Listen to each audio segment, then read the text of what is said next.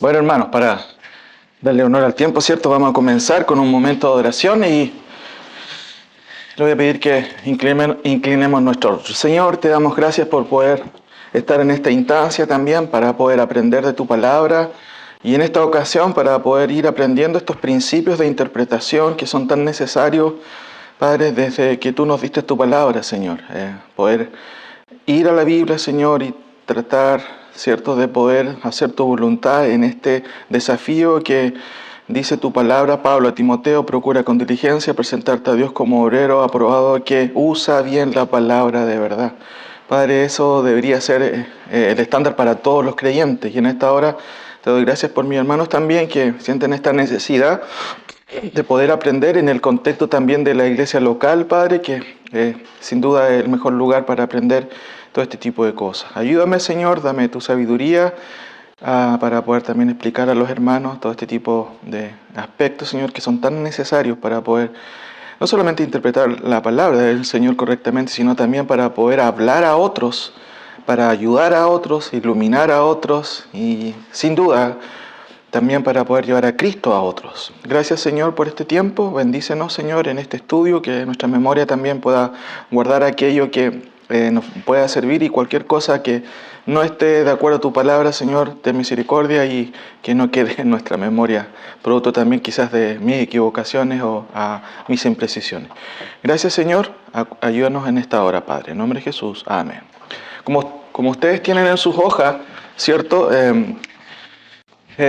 Vamos a ver ahora, de acuerdo a lo que vamos nosotros, ¿cierto? Viendo, nos toca, ¿cierto? El punto 27, que sería el principio de tipos, de acuerdo al bosquejo, aunque el bosquejo después lo vamos a ir refinando, pero hemos visto hartos tópicos que tienen que ver con principios de interpretación. Quizás un pequeño resumen: la palabra hermenéutica tiene que ver con, ¿se acuerdan? A ver, un repaso. Hermenéutica, ¿qué significa? ¿De dónde surge este término? Hermenéutica. Cualquiera. Ya, del griego hermeneu. Excelente, Paul. ¿Y qué más? ¿Qué significa? Hermeneu. Un repaso. A ver, ¿qué más? ¿Qué es hermenéutica? Vi que estabas estudiando el otro día, se pregunta a alguien, ¿y tú qué le vas a decir? Pip, pip, pip, pip. Vas a marcar ocupado. ¿Cómo?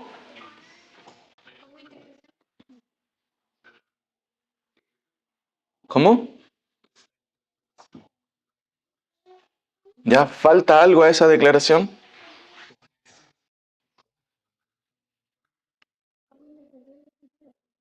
¿Cómo interpretar la escritura? Ya, pero falta algo a esa definición. Puede ser, pero falta algo. La pregunta es, ¿qué significa la palabra hermenéutica? La ciencia. Ok, por ahí va, son los principios, ¿cierto? Científicos, entre comillas, que aplicamos a las escrituras para poder interpretarla correctamente. Esto significa que no vamos a la Biblia e interpretamos como queremos. Todos aplican hermenéutica, consciente o inconscientemente, todos. Pero muy pocos, ¿cierto?, se han sometido a un ramo como la hermenéutica. La hermenéutica se estudia en los institutos bíblicos, en los seminarios, y también los abogados también tienen que, y creo que tienen un ramo que se llama hermenéutica. ¿Por qué? Porque necesitan interpretar ¿qué cosa? La ley. Nosotros igual, necesitamos interpretar un libro, no podemos llegar y aplicar una interpretación deficiente, ¿cierto?, o superficial. Para eso está, ¿cierto?, este concepto de hermenéutica, que quiere decir que son las reglas o principios, ¿cierto?, para poder interpretar correctamente las escrituras, ¿ya? Al menos eso en general no debemos olvidarlo. Hermeneu también viene de Hermes. ¿Se acuerdan quién era Hermes? Supuestamente en la ¿cierto? Filosofía griega, o más bien en toda la cultura griega, ¿quién era Hermes? Era un dios, ¿cierto? ¿Y de quién se encargaba Hermes? Justamente de interpretar los mensajes de los dioses, supuestamente. Recuerden que en la cultura helénica los hombres se autodivinizaban, los césares romanos posteriormente, ¿cierto? Y obviamente el panteón tenía de todo tipo de dioses, todos humanos, por supuesto. Y supuestamente en la mitología griega, Hermes era el que se encargaba de interpretar lo que querían los dioses en este sentido. No tiene nada que ver con que estemos aquí en un ramo místico, no. Ese es el nombre técnico que se le da ahí con el transcurso del tiempo. Y dentro de lo que podemos nosotros ver como principios, fíjense que hay un principio que es elemental en la interpretación de las Escrituras, que es uno de los primeros que nosotros nos aprendemos. ¿Cuál es? El principio de, uno de los más básicos que te encuentras. El principio de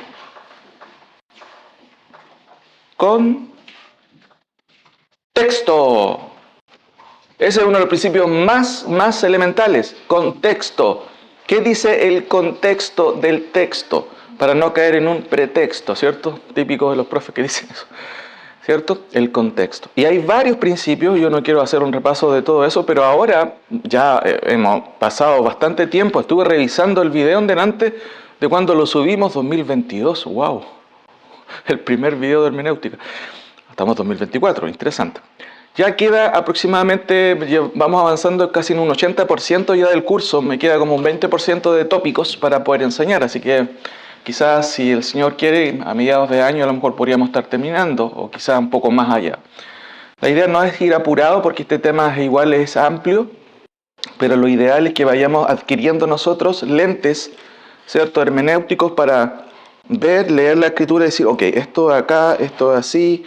No simplemente una lectura rápida, superficial, ¿cierto? Necesitamos también este tipo de elementos y herramientas. El principio de tipos dice de ahí, de hecho, avancemos aquí, vamos a hacer un pequeño repaso. Algo de esto vimos en la última clase como repaso. Dice ahí lo siguiente. El principio de tipos, ahí la palabra tupos en el texto griego, es un recurso que Dios ha usado en las Escrituras para adelantar información con respecto a una persona, cosa o evento. Por eso también este principio tiene que ver con la tipología. A veces lo vas a encontrar en libros de hermenéutica como tipología, ¿ya? ¿Pero qué significa? Ahí está una pequeña definición. Es un recurso que Dios ha usado en las Escrituras para adelantar información con respecto a una persona, cosa o evento. Así hay personajes tipo, instituciones tipo, oficios tipo y eventos tipo. Es importante añadir, como señala Ram, que la interpretación tipológica tiene esencialmente un ribete profético que subraya la unidad del antiguo con el nuevo. Por supuesto, el tipo con habitualidad se revela en el Antiguo Testamento y apunta a una realidad que se revela en todos sus colores en el Nuevo Testamento y cuya realidad con habitualidad se denomina antitipo, ¿cierto? Quizás está un poquito cambiado aquí, pero... Definiciones. Noten aquí, tenemos dos definiciones que hemos visto, ¿cierto? Tomás de la Fuente dice, ¿qué es un tipo? El tipo es figura de alguna realidad espiritual futura preparada por inspiración divina. Todos los tipos son proféticos, no son simples ilustraciones.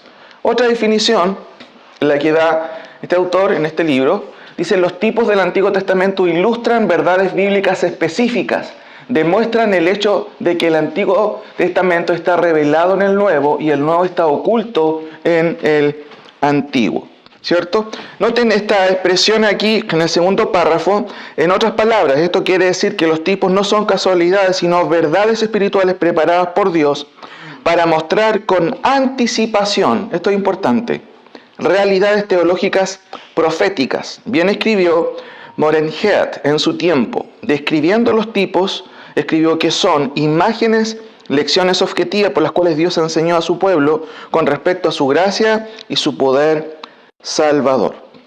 Ahora, ¿cuál es la manera de descubrir un tipo? Sigo leyendo ahí, ustedes me pueden seguir con su vista. Algunos han propuesto que existen tipos innatos e inferidos. Tesis de Salomón Glacius del siglo XV o siglo XVI aproximadamente. Él propuso eso tú lo vuelves a encontrar en libros actuales, en donde algunos clasifican que cómo los puedes encontrar y te van a decir, mira, hay tipos inferidos y tipos, ¿cierto?, innatos. Así, un tipo innato es aquel que está declarado específicamente en el Nuevo Testamento y por su parte, un tipo inferido, como lo señala su nombre, es aquel que se infiere del texto y no necesariamente se encuentra de manera explícita en él.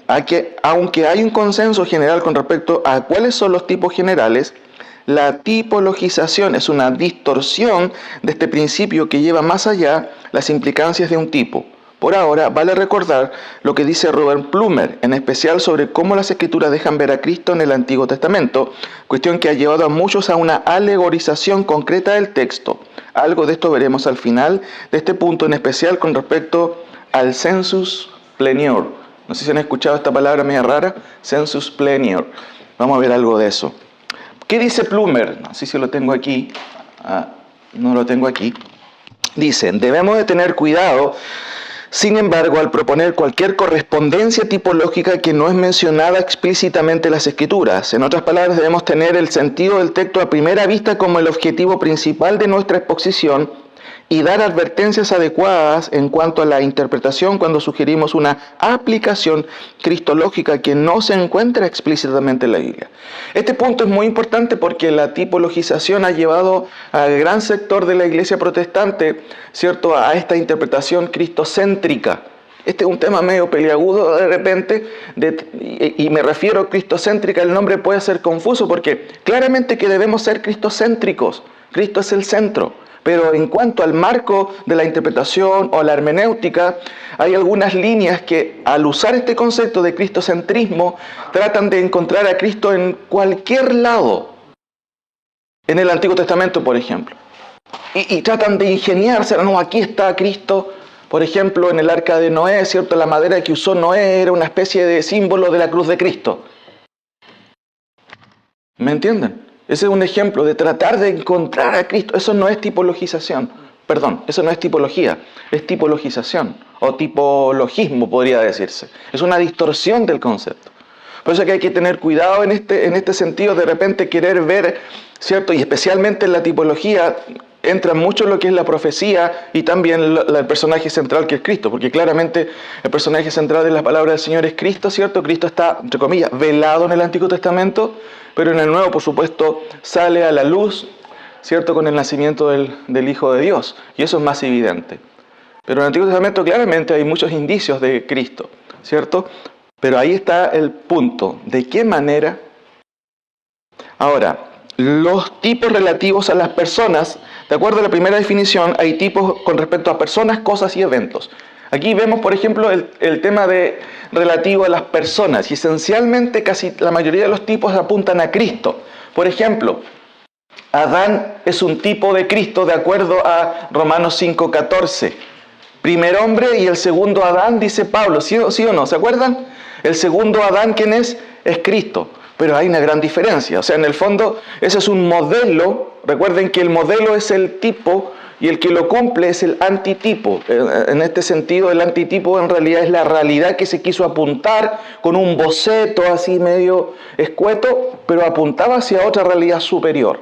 Ahí, ¿cierto? Adán es el primer hombre imperfecto. El postrer Adán es el hombre perfecto. Esa es la imagen de una u otra manera. Dios creó a Adán, un hombre, pero 2000 años después Dios iba a hacer que este hombre perfecto en Cristo naciera, ¿cierto? Y por eso Pablo le llama el segundo Adán. Otro, Abel, por ejemplo, como Abel, Cristo era inocente, además Cristo es el buen pastor. Recuerden que Abel era pastor, fue, ¿cierto?, asesinado por su hermano y también mostraba ciertas características ¿de quién? De Cristo. Entonces, en algún sentido también es tipo de Cristo. José, ¿se acuerdan? Cristo fue rechazado por sus propios hermanos. Este es muy parecido y dice Juan 1:10, si no me equivoco, a los suyos vino.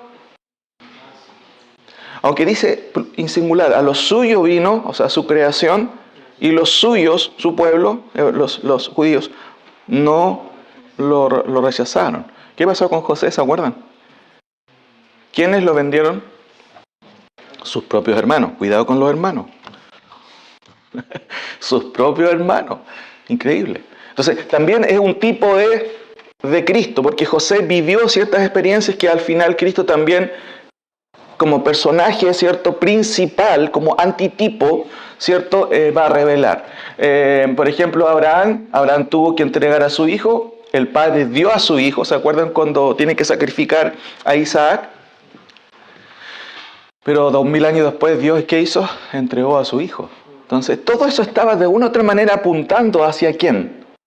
De manera tipológica a la realidad, al cumplimiento, ¿cierto?, que vino después por Cristo. ¿Ya? Y ahí vemos varios ejemplos. Vos es una linda historia. Vos, pariente redentor. ¿Se acuerdan de la historia de Vos, ¿cierto?, que toma por mujer a Ruth?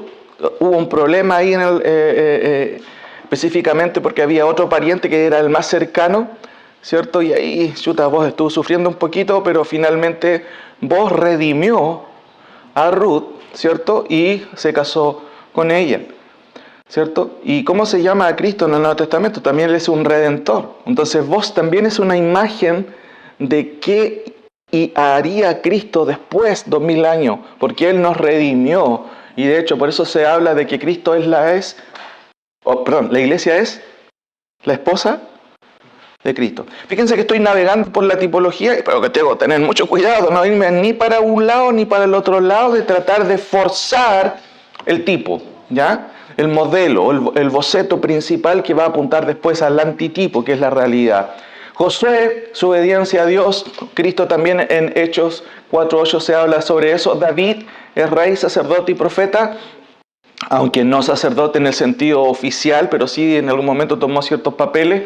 Profeta, varias veces se menciona. Salomón, un rey de paz, pero Cristo tendrá un reino de paz, aproximadamente. No siempre, hermanos, se vislumbra esto. Esto tiene que ver con los tipos relativos a las personas, y principalmente el personaje principal es Cristo. Vas al Antiguo Testamento, ¿cierto? Y vas viendo de a poco en ciertos relatos, no es que esté Cristo ahí metido, pero ya como nosotros tenemos la revelación completa, podemos darnos cuenta, wow, mira cómo Dios está de una u otra manera indicando ya, ¿cierto?, dando ciertas luces acerca de alguien, ¿cierto?, superior, en este caso Cristo. Ahora, el caso de los tipos relativos a las cosas, miren, sáltense a la otra página.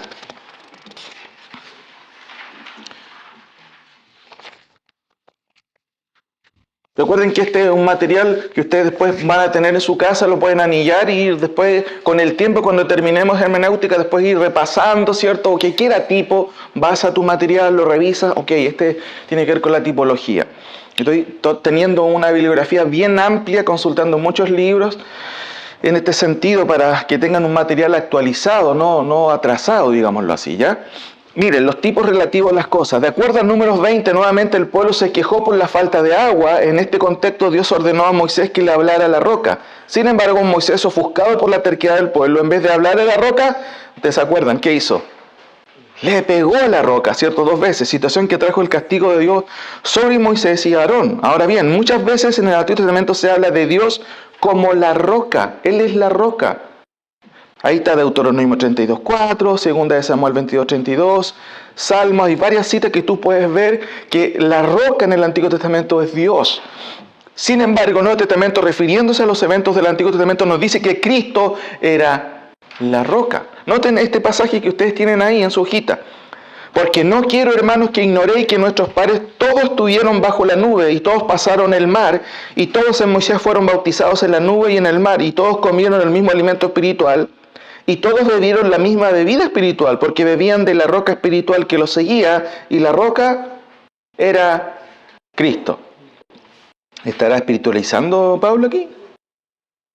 ¿A qué se referirá con que, cómo eso, Pablo, que Cristo es la roca? Por supuesto, aquí el sentido es espiritual.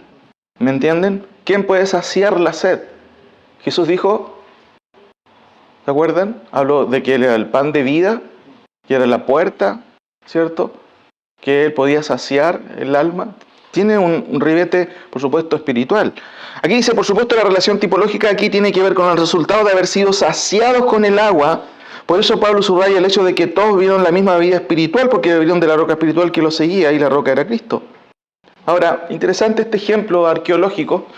Ahí dice, en el noroeste de Yebel, Arabia Saudita, se ha encontrado esta roca que se cree fue el lugar donde se golpeó o Moisés golpeó la roca.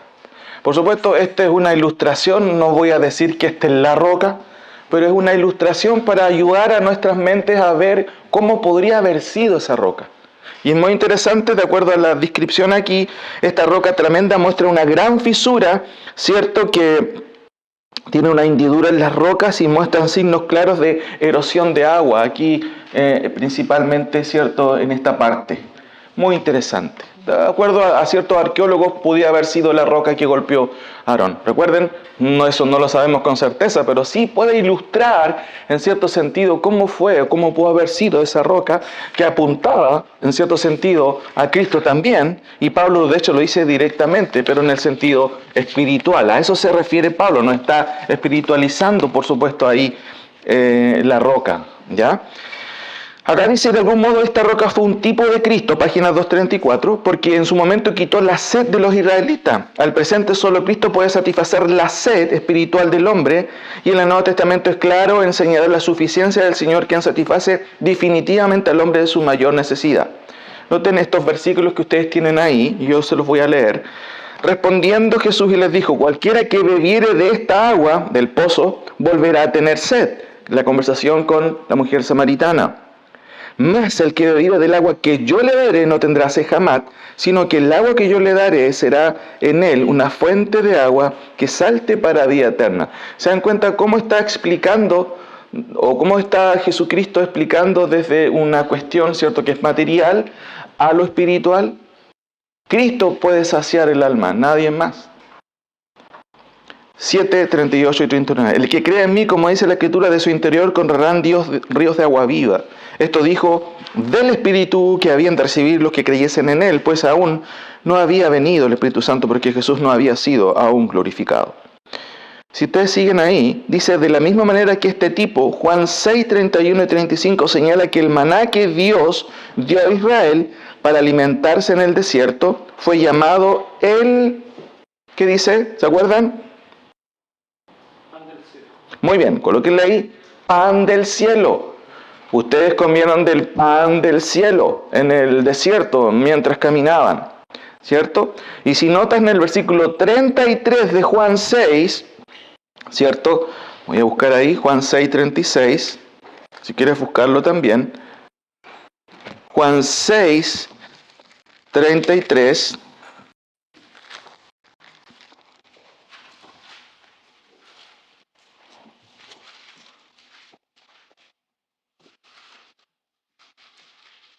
Nota el 32 o el 30. Le dijeron entonces, ¿qué señal pues haces tú para que veamos y te creamos? ¿Qué obra haces?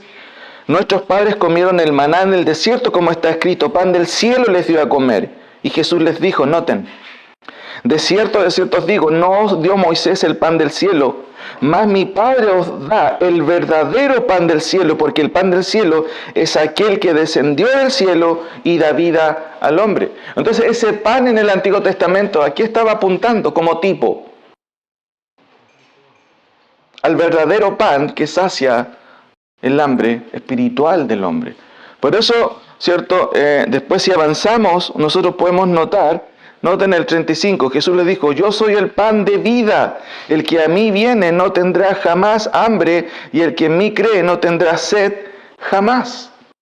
¿Se da cuenta que Cristo es el antitipo de eso? De alguna otra manera, en la manera en que Dios, ¿cierto?, bendecía a su pueblo, estaba dejando ver de a poquitito, ¿cierto?, una revelación tipológica con respecto a lo que vendría posteriormente con Cristo. Ahora, como les dije, por eso que hay que tener ojo ahí, cuidado de no extender mucho como chicle o elástico algunas cuestiones que caen en la tipologización. Voy a dar algunos ejemplos. Dicho en otras palabras, el maná dado por Dios a los israelitas en el desierto es un tipo de Jesucristo, de la misma manera que el maná en el desierto. Jesucristo también bajó del cielo como el verdadero maná, mas cuando él mismo señala, yo soy el pan que descendió del cielo, si alguno comiere de este pan, vivirá para siempre, y el pan que yo le daré es mi carne, la cual yo daré por la vida del mundo. Hay un error ahí. Si ustedes se dan cuenta, en la misa católica, como veíamos en la clase de bautismo con los chicos, ellos interpretan literalmente, ¿cierto?, una expresión cuando Cristo dice, ¿cierto?, hablando de la Santa Cena, ¿cierto?, que debemos, ¿cierto?, comer. Bueno, Juan 6 dice, si no coméis mi carne y mi sangre, noten, Noten en versículo 54 del capítulo 6. 53, Jesús les dijo, de cierto digo, si no coméis la carne del Hijo del Hombre y bebéis su sangre, no tenéis vida en vosotros. El que come mi carne y bebe mi sangre tiene vida eterna y yo lo resucitaré en el día postrero. Pero el contexto me ayuda a entender, por ejemplo, el 48, Jesucristo dice, yo soy el pan de vida. Pregunta, ¿Jesucristo era ayuya o marraqueta? A ver. O pan amasado. ¿Alguien puede decirme? Italiano. Chuta, ya. ¿Está diciendo Cristo que es un pan de verdad? ¿O es un símbolo? ¿Es una especie, cierto, de metáfora para decir, yo puedo saciar el alma tuya? Eso es lo que está diciendo. ¿Qué hace el pan? Sacia. Y en Chile engorda. ¿Cierto? Ahora noten, vuestros padres comieron el maná en el desierto y murieron. Este es el pan que desciende del cielo para que el que de él come no muera. 51. Yo soy el pan vivo que descendió del cielo y si alguno comiere de este pan vivirá para siempre y el pan que yo daré es mi carne la cual yo daré por la vida del mundo. Está hablando de su sacrificio, está hablando de la muerte de la cruz. Eso significa. Por eso que más adelante dice el que come mi carne y bebe mi sangre, significa el que cree en este sacrificio tiene vida eterna. ¿Saben que de acuerdo a los historiadores, Justo González creo que menciona algo, el cristianismo en los primeros siglos fueron acusados muchos de ellos de ser caníbales? Porque algunos pensaban que esto estaba cumpliéndose literalmente y los cristianos se comían entre ellos. No dice acá, si no comes mi sangre no puedes ser mi discípulo. Y en los primeros siglos de persecución, ¿cierto? Los creyentes no tenían cultos como nosotros, estaban escondidos en las catacumbas, por ahí tratando de reunirse. Y claro, para los ojos de los demás, estaban haciendo rituales que no podrían aceptarse. Y en el día de hoy, la Iglesia Católica, el cura dice, este es el cuerpo de Cristo. Y por medio de lo que se conoce como la transubstanciación, supuestamente, esa hostia, ¿cierto? Pan sin levadura, se convierte literalmente en el cuerpo de Cristo. Por una interpretación deficiente, obviamente, de la palabra del Señor, claramente. Y todos los domingos se sacrifica a Cristo en la misa. Por eso decía un misionero que en el fondo eso es una blasfemia en el fondo, lo que hacen ellos todos los domingos. La importancia de interpretar correctamente las Escrituras. Ahora, otro tipo que apunta a Cristo sin duda es la serpiente de bronce mencionada en Números 21, 5, 9. ¿Se acuerdan? Miren, aquí tienen el pasaje de página 234. Después partieron del monte de Or, camino del Mar Rojo, para rodear la tierra de Edom. Y se desanimó el pueblo por el camino. Y habló el pueblo contra Dios y contra Moisés. ¿Por qué nos hiciste subir de Egipto para que muramos en este desierto? Pues no hay pan ni agua, y nuestra alma tiene fastidio de este pan tan liviano. Y Jehová envió entre el pueblo serpientes ardientes que mordían al pueblo, y murió mucho pueblo de Israel. Y entonces el pueblo vino a Moisés y dijo, hemos pecado por haber hablado contra Jehová y contra ti. Ruega a Jehová que quite de nosotros estas serpientes. Y Moisés oró por el pueblo, y Jehová dijo a Moisés, mira, hazte una serpiente ardiente y ponla sobre un asta, y cualquiera que fuere mordido y mirare a ella vivirá. Y Moisés hizo una serpiente de bronce y la puso sobre un asta, y cuando alguna serpiente mordía a alguno, miraba a la serpiente de bronce, ¿y qué le pasaba? Vivía. ¿Qué tenía que hacer el israelita en este contexto de desobediencia, de reclamos todo el tiempo, ¿cierto? Dios mandó juicio, serpiente, pero también mandó una solución. Moisés, ¿cierto? Debía levantar esta serpiente en un asta, ¿cierto? Y el que quería podría salvarse. ¿De qué dependía que esa persona mordida se salvase? Dígame usted. Obediencia. De creer en que eso podría ser factible. Ahora, noten la página 235. De la misma manera que la serpiente fue levantada sobre un asta y quien la miraba vivía, Cristo mismo explicó que Él era el antitipo de aquel hecho. Pues, noten, Juan 3, 14, 15, un texto que no sabemos de memoria. Y como Moisés levantó la serpiente en el desierto, wow, noten que Juan está tomando un acontecimiento del Antiguo Testamento y de una otra manera está diciendo, fíjense, esto salvó al pueblo de la muerte. Por eso el versículo dice, así es necesario que sea levantado el Hijo del Hombre. ¿Para qué? Ya no para tener el efecto a lo mejor ¿cómo se llama?, de neutralizar el veneno, sino también, en cierto sentido, podemos usar la misma metáfora, neutralizar el veneno de la culpa y de la pena del pecado. Porque dice el texto que sea levantado, y así es necesario que sea levantado el Hijo del Hombre para que todo aquel que en Él cree tenga vida eterna. Y eso es salvarse. Salvarse por fe, por medio de la fe, en Cristo levantado en esa cruz. ¿Y cómo fue Cristo? No, Cristo no fue muerto abajo, sino fue levantado en una cruz, en una asta. ¿Para qué? Para que todo aquel que pudiera creer en Él tenga vida eterna. Entonces, esa serpiente, de una otra manera, de bronce, estaba apuntando también a qué cosa. Díganme ustedes. A la salvación total que un día, 2000 años después, Cristo haría por los pecadores. Entonces tenemos tipos, ¿cierto?, de cosas y de eventos. Aquí tenemos cosas, ¿cierto? Y también tenemos tipos relativos a eventos. Por ejemplo, 1 Corintios 1:11 dice, y estas cosas le acontecieron como ejemplo, tupos, ahí está la palabra, y están escritas para amonestarnos a nosotros, a quienes han alcanzado los fines de los siglos. Miren, busquen esta cita y noten lo que dice antes el capítulo. 1 Corintios 1:11. Noten lo que dice antes.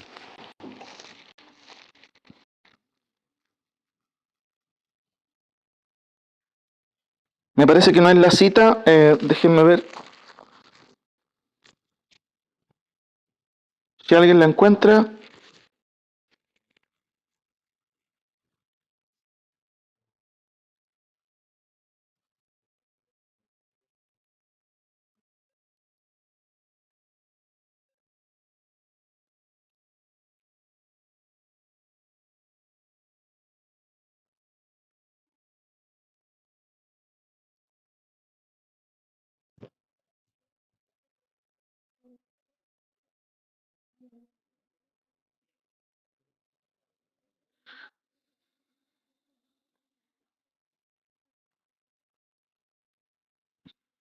¿Se acuerdan cuando habla de los ejemplos negativos de los israelitas? Cuando fornicaron, cuando desobedecieron.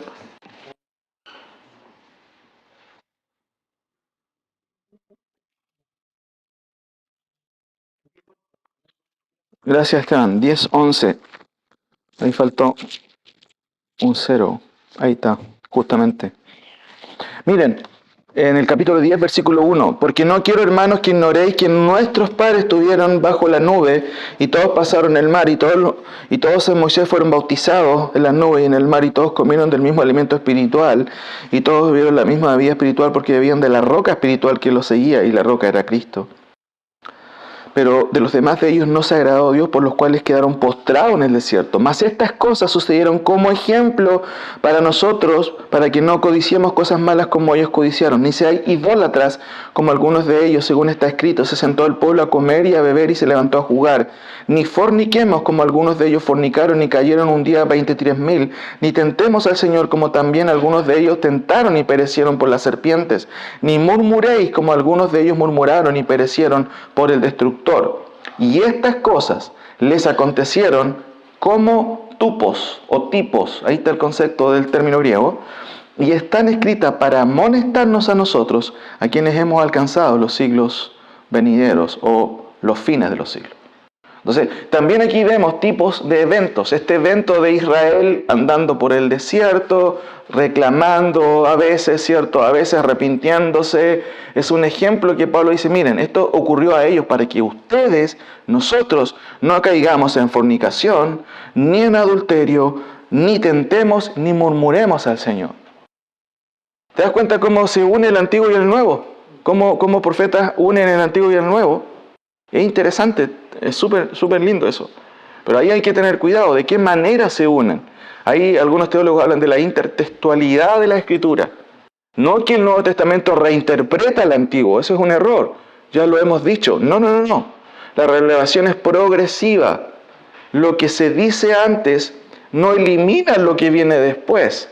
Esto es como construir una carretera, ¿cierto? Una calle y después viene lo otro y Pican toda la calle porque está mala. Eso es como un entendimiento erróneo de algunas líneas reformadas que dicen que el Nuevo Testamento debe reinterpretar el Antiguo. No, la relación de Antiguo y Nuevo es complementaria, porque es una revelación justamente progresiva, no supersiva. ¿Qué vendría siendo supersiva? La idea de que anula lo que se dijo anteriormente.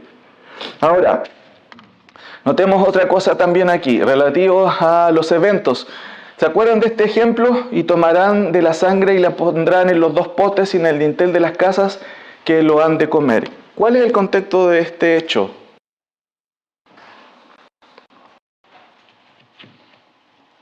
¿Se acuerdan? ¿Sí? ¿Qué les recuerda esta imagen? Esta instrucción de parte de Dios a los israelitas en el contexto, ¿cierto?, de su estancia en Egipto. Miren, y tomarán de la sangre y la pondrán en los dos postes y en el dintel de las casas que lo han de comer. ¿Por qué se da esto? ¿Se acuerdan? De aquí surge una gran ceremonia o una gran fiesta para Israel que se denominó la Pascua. ¿Y qué significa la Pascua? Pasar de largo también tiene que ver con redención, ¿cierto? ¿Y por qué pasó esto? Este fue uno de los juicios de Dios a Faraón, y creo que fue la muerte de los primogénitos. ¿Y cómo podían liberarse los creyentes hebreos ahí? Miren qué interesante. Dios les mandó a que sacrificaran un corderito, y me llamaba la atención leyendo la lectura que quienes no tuvieran para comprar, júntense con otra familia. Qué bonito eso, pensaba yo. Familias juntándose porque no tenían. Imagínense, estamos haciendo esto para que Dios nos salve. ¿Cómo traía eso unión a la familia en ese momento a quienes no tenían? ¿Y por qué? Porque el ángel de Jehová iba a pasar por encima, el ángel destructor, ¿cierto? Por Egipto, quienes no tuvieran esa marca en su hogar, ¿cierto?, iban a experimentar el juicio de Dios por la muerte de los primogénitos. Ahora, ¿qué les recuerda esto? ¿A qué apunta? Esto es un evento sin duda. Pero miren, hay un pasaje en Juan, porque ¿quién murió para dejar la sangre en este poste? Dígame usted. ¿Ah? Un cordero. ¿Se acuerdan lo que dice un pasaje en el Nuevo Testamento precioso que está en Juan, capítulo 1, versículo 29? ¿Por qué Juan toma este concepto? ¿En qué estará pensando Juan? Por eso que bien dicen algunos teólogos, ¿cierto? Los autores del Nuevo Testamento están plagados de su mente de la Escritura, están pero llenos, repletos. ¿Se acuerdan qué dice? ¿Alguien lo tiene? 1.29. El siguiente día vio Juan a Jesús que venía y dijo: He aquí el Cordero de Dios que quita el pecado del mundo. ¿Están entendiendo? Vio a Jesús. ¿Y cómo lo vio? Como un... ¿Y por qué lo llamó como un cordero y no como otra cosa? Porque Cristo iba a derramar su sangre por los pecadores. Y quienes creyeran en Él no iban a sufrir y no sufrirán el juicio eterno. ¿Saben que todo este evento de la redención, porque de ahí surge la Pascua, ¿cierto? La fiesta de la redención, la fiesta de la Pascua, Dios pasó por alto las casas que obedecieron al juicio y la advertencia de Dios. Coloquen sangre en sus postes, en sus dinteles. Seguramente nos faltaron. ¿Y para qué vamos a poner sangre? Dios se puso místico, ¿qué será? ¿Saben qué increíble? La obediencia solamente de ellos les sirvió para que el ángel de Jehová no pasara por ahí, ¿cierto?, y matara a los que no creyeron. ¿Y qué pasó? Ustedes conocen la historia. Murieron todos los primogénitos de los egipcios, empezando por el hijo del faraón. ¿Me entienden? Y en el día de hoy, Cristo ha derramado su sangre para todo aquel que en Él cree y no se pierda, mas tenga vida eterna. La Pascua tipologizaba ¿a quién? A alguien que iba a venir después, 2000 años, a Cristo, y iba a morir por los pecados de nosotros, hermanos. ¿Me entienden? Ahora, Ahí está, al día siguiente vio Juan a Jesús que venía y le dijo, wow, él es el Cordero, el que quita el pecado del mundo, Él es, pónganle atención, obedézcanle. Eso es lo que quería decir Juan en cierto sentido, porque era precursor del Señor Jesucristo, de acuerdo también a Malaquía, ¿cierto? Que toma esta imagen de Elías, ¿cierto? Que antes de que venga el día del Señor, viene alguien que prepara el camino del Señor. Ahora, la tipologización. Pasemos, ¿cierto?, a la última parte de este estudio, ¿cierto? La tipologización y el sensus plenior. No quiero leer todo esto, lo pueden leer en casa. Quiero hacer solamente un resumen. Permítanme leer solamente el primer párrafo. La tipologización o el tipologismo es una distorsión de los alcances del principio de tipos y su sana aplicación. La tipologización está ligada a la alegorización de las escrituras, que se deriva de una incorrecta manera de abordar la tipología. Esta tendencia tuvo sus inicios bien temprano en la historia de la Iglesia. Ram señala que los mismos padres posapostólicos, en su afán por defender la ortodoxia, cayeron en la tipologización. Otros, influenciados por la filosofía griega, siguieron a Orígenes y Clemente, cayendo también en la alegorización. Algo de esto ya hemos observado en la página 42, ustedes lo pueden ver ahí bajo el título de Las escuelas, ¿cierto?, de interpretación, Alejandría y Antioquía. ¿Se acuerdan de los énfasis de estas escuelas? Alejandría tuvo una tendencia hacia la espiritualización de las escrituras y la alegorización de las escrituras. La escuela de Antioquía, ¿cierto?, que quedaba arribita, ¿cierto?, ahí Jerusalén hacia arriba, tuvo un énfasis más en la interpretación literal de las escrituras. No fueron totalmente correctos, cometieron algunos errores en algunas doctrinas también, pero fueron mucho más literales. Pero los egipcios, cuidado, siempre de ahí ha venido no cosas muy buenas, y entre esos la espiritualización de las escrituras. Ahora, noten lo siguiente, de la tipologización es una distorsión de la correcta aplicación de la tipología. Se deriva la alegorización. Cuando uno cae en esto, automáticamente va a caer en la alegorización o en la espiritualización de las escrituras o también en el sensus plenior. ¿Qué es el sensus plenior? Y aquí quiero explicar este concepto, ¿cierto? Sensus plenior es una expresión latina. ¿Ya? Por muchos años la Iglesia oficial católica apostólica romana usó el latín. De ahí vino la traducción más famosa de la Iglesia católica, que se llama la Vulgata Latina, valga la redundancia, latina. Vulgata Latina, ¿cierto? Y por eso se usa mucho en teología de repente algunos latinismos, ¿cierto? De hecho nosotros también lo usamos. A veces no nos damos ni cuenta. Por ejemplo, mañana te quiero de facto a las 9. ¿Qué significa eso? Es un latinismo. En el acto, ¿cierto? O de repente, in situ, dicen los periodistas. ¿Qué significa eso? Estamos in situ aquí en carrera con Condel para ver in situ, en el lugar mismo, ¿cierto? Y así hay muchos latinismos. Por ejemplo, hay gente que no sabe discutir, sino que constantemente recurre al ad hominem. ¿Qué es el ad hominem? ¿Me entienden? Entonces esos son latinismos que la gente usa en general, ¿cierto? Para decir el ad hominem básicamente tiene que ver con que cuando discutes atacas a la persona, no al argumento. Eso se da mucho en política. Incluso dentro de nuestro contexto, tú puedes discutir con alguien y tú no te das ni cuenta y estás atacando a la persona. ¿Me entienden? O también, bueno, hay una serie también de latinismos que se usan en literatura para poder resumir ciertos conceptos, ¿cierto? Por ejemplo, es que esto siempre se ha sido así. Y el pastor tanto lo hacía así. Estaba apelando al criterio del báculo, ad baculum, así se llama. Se hace así porque alguien con autoridad lo dijo. O también caemos nosotros justamente en la falacia de autoridad, porque si alguien lo dijo, si alguien tiene jineta, entonces debe ser verdad. ¿Saben qué? En general las sociedades caen en eso. Aparece un doctor en la tele, buenos días a todos, dice la mensa ni que instrucción, Y la mayoría de la gente va a creer. ¿Por qué? Eso tiene que ver con la falacia de autoría. Tiene bastón blanco, tiene vestidura blanca, es doctor.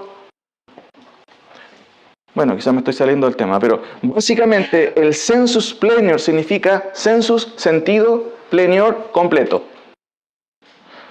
Entonces, ¿cuál es la idea? Algunos han postulado, ¿cierto?, que la Biblia tiene un sensus plenior que está más allá del significado obvio y llano de las Escrituras. Algo más tiene que haber aquí. Y tratan de buscar entre las letras. ¿Me entienden o no? No, tiene que haber una revelación en la revelación. ¿Me entienden? ¿Saben, hermano? La palabra de Dios es la revelación, ¿cierto? Ahí está, pues. Se acabó. Tu búsqueda. No tienes que buscar entre medio de las letras. Debe haber un mensaje escondido aquí. No. Pero el sensus plenior ha sido algo que se maneja mucho en los seminarios muchas veces. Muchos teólogos han adoptado esto. Ahora, déjenme explicar un poquito esto. Charles Spurgeon. ¿Alguien conoce a Charles Spurgeon? Creo que vive acá no, Charles Spurgeon. ¿Alguien sabe quién fue Charles Spurgeon?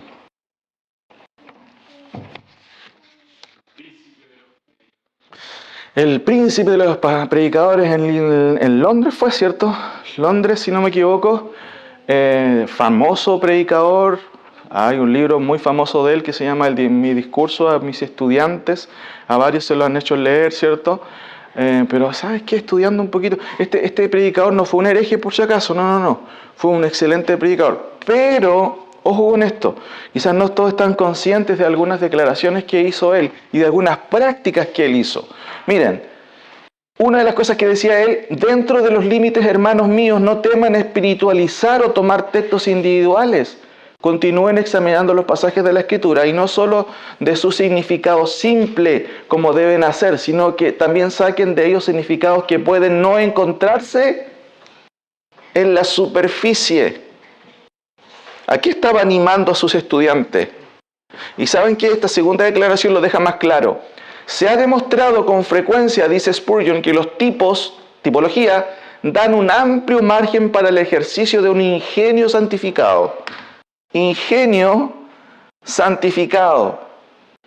Esto está totalmente fuera de lo que es objetivo y cae dentro del plano de lo subjetivo.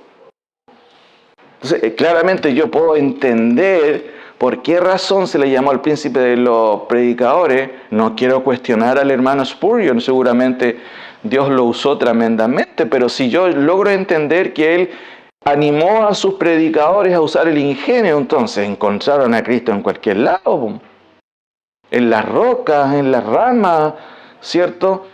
Y por supuesto, hermano, esto no es lo que la palabra nos enseña. No tenemos que echar a volar mi ingenio a ver qué puedo encontrar aquí. Eso es un peligro claramente, hermanos.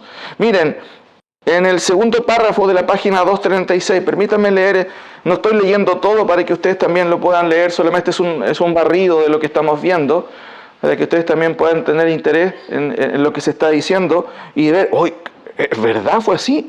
Justamente esta es una buena explicación de lo que es el sensus plenior, porque el supuesto sentido pleno implica ver en el texto algo más de lo que es obvio. Por ejemplo, miren, Apocalipsis capítulo 1, miren, acompáñenme a Apocalipsis capítulo 1.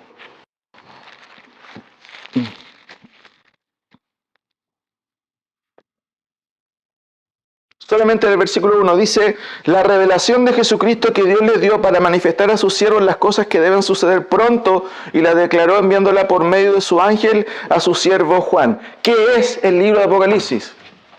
Sentido obvio y llano, díganme. Es una revelación. ¿De qué? De los misterios de las realidades espirituales. No, dice su Biblia, ¿qué dice? De Jesucristo que le dio Dios para manifestar a sus hijos las cosas que deben suceder pronto. Listo, no hay más que averiguar. Pero ¿será que dice algo más el texto?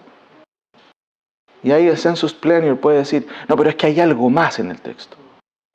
Déjeme terminar esta parte. Este ejemplo de Spurgeon, por supuesto, no es un buen ejemplo a seguir, pues el predicador no debe especular, esa palabra la pueden subrayar, especular, ni mucho menos a exhibir su gran imaginación interpretativa diciendo cosas que el texto bíblico no menciona. De hecho, aunque Spurgeon enseñó la moderación tipológica, llegó a decir del tipo que se ha demostrado con frecuencia que los tipos dan un amplio margen para el ejercicio de un ingenio santificado. Por supuesto, ese ingenio santificado no lleva al predicador por una senda objetiva desde el punto de vista hermenéutico, sino por la especulación interpretativa subjetiva. Cada predicador va a ver lo que quiera en el texto. ¿Y quién va a poner el freno? Nos faltan de repente los hermanos que dicen, mira, vi esto en la palabra del Señor. ¿Dónde lo viste? El propio Grey Danus, que es un autor reformado, señala que de manera sorprendente Spurgeon indicaba que la interpretación alegórica es una forma legítima de espiritualizar. Ahí tienen la cita en el 546 para que constaten. ¡Wow! Spurgeon. Increíble. Perdón si alguien es fan de Spurgeon. Acabo de derribar un ídolo más. No, mentira. Un buen hermano seguramente, ¿cierto? Bien dice Grandenus, aunque Spurgeon advertía a sus alumnos que no emulen a Orígenes. ¿Recuerden quién era Orígenes? Era un padre de Alejandría, el padre de la espiritualización, en interpretaciones descabelladas y atrevidas. No deja de utilizar casi el mismo argumento que Orígenes para sustentar su tesis también de alegorización. Ahora, ¿cuál es el problema con el sensus plenior? Ustedes ya están cachando, como decimos, ¿cierto?, vulgarmente, ¿cuál es el problema del sensus plenior? Eso significa abandonar la interpretación histórico-gramático-literal y empezar a especular en el texto. Y ¿sabes qué es lo que encontré en el texto? Mira, que hay algo más. Acuérdense, de repente aparecen predicadores que ven cosas pero increíbles en el texto. Armando Alducini es capo para eso. Anda a Génesis. No, el texto no dice lo que él ve. ¿Y de dónde saca eso? Perdone por mencionarlo directamente, pero es un ejemplo claro. Avancemos. ¿Cuál es el problema con el sensus plenior? Miren, ¿de dónde surge el sensus plenior? Esto es importante también comprenderlo. El término sensus plenior fue creado en el seno de la Iglesia Católica Apostólica Romana, ¿ya? En el año 1925 por el teólogo y sacerdote Andrés Fernández, y posteriormente popularizado por el erudito católico Raymond Brown. Saben que este autor es consultado por protestantes constantemente. Si tienes libros en tu casa, teológicos, cualquier libro que tengas, revisa la bibliografía. Porque en erudición, entre comillas, libros que se usan en seminarios, comentarios más o menos técnicos, lo más probable te encuentres con Raymond Brown. Porque el gallo era capo, pero seguía siendo católico. Pudo haber tenido algunas apreciaciones muy buenas, pero seguía siendo católico. Ahora, fue así que Brown, en su libro The Sensus Plenior of Sacred Scriptura, Sensus Plenior de las Sagradas Escrituras, definió el concepto como lo siguiente, noten: significado adicional y más profundo que Dios pretendió, pero que el autor humano no pretendió de forma clara, que se ve presente en las palabras del texto bíblico cuando son estudiadas a la luz de una revelación adicional o el desarrollo de nuestro entendimiento de dicha revelación. ¿Qué quieren hacer estos gallos? Leen el texto y dicen, el autor, Pablo, no sabía que había algo más aquí. Y yo lo puedo descubrir porque el sensus plenior me permite encontrar por debajo de esas letras, entre medio de las palabras, un significado adicional. Peligroso, ¿no? Peligroso. Ahora, ese es Brown, ¿cierto? Que de una u otra manera, tristemente a veces es muy seguido por los... ¿Saben que, hermano, estudiar teología es medio peligroso? Por eso es que no vale la pena estudiar en cualquier seminario. ¿Qué?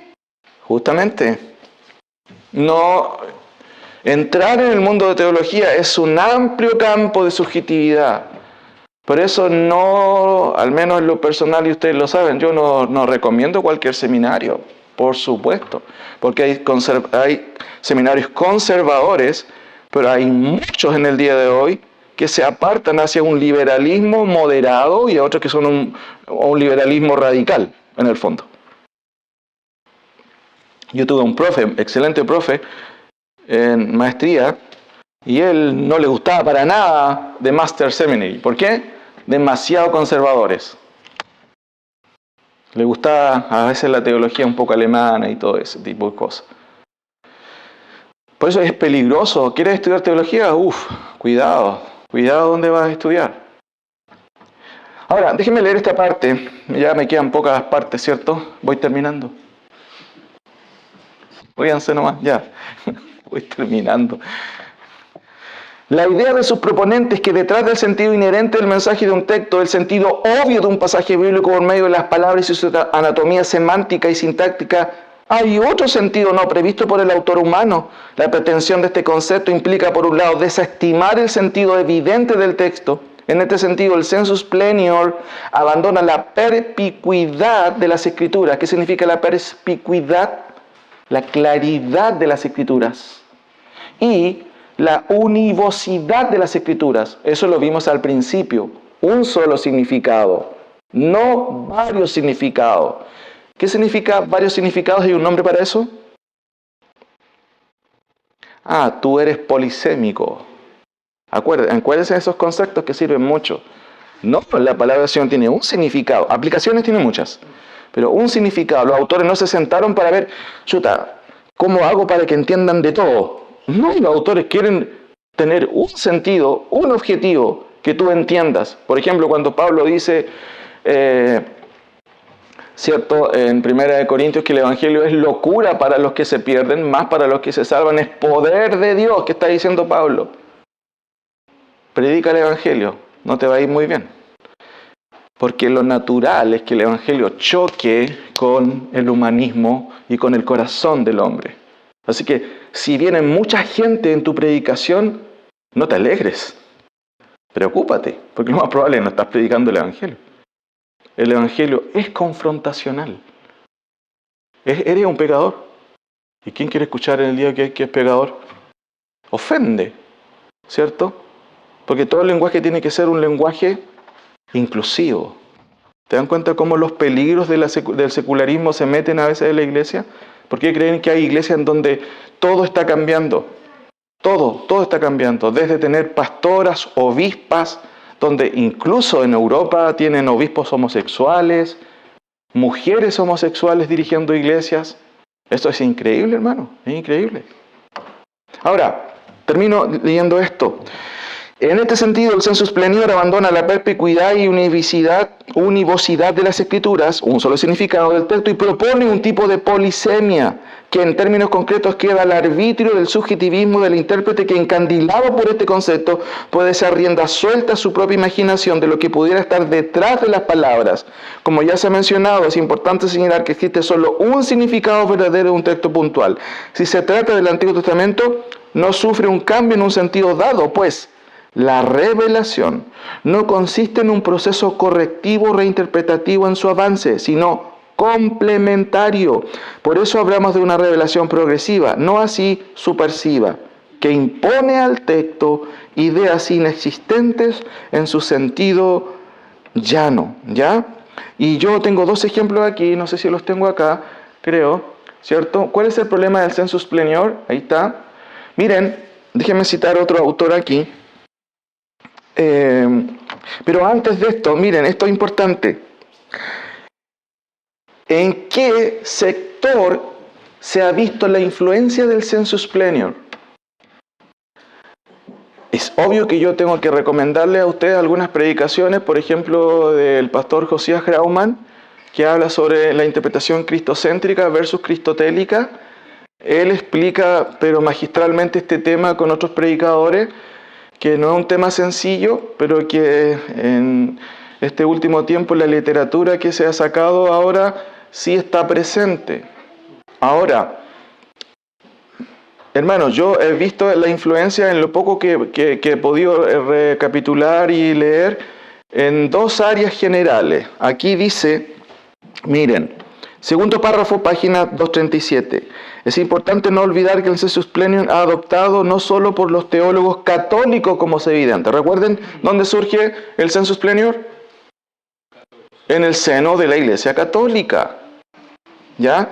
También algunos teólogos evangélicos han encontrado en este concepto un argumento hermenéutico para justificar dos áreas de interpretación o reinterpretación añadida. Primero, están aquellos que lo han aplicado en el campo de las revelaciones extrabíblicas, como es el caso de Bernardo Campos en su hermenéutica del Espíritu. De hecho, estuvimos viendo esto al principio, en las primeras clases. Son nuevos autores que están sacando libros de hermenéutica. Hay un autor muy conocido que es americano, ¿cierto? Que incluso se lee en seminarios muy cercanos. Kenner es el apellido, que tiene muy buenos libros en cuanto a la cultura del Antiguo Testamento, pero que sacó un libro que se llama Hermenéutica del Espíritu. Y Bernardo Campos es la versión latinoamericana, así como la versión, ¿cómo se dice?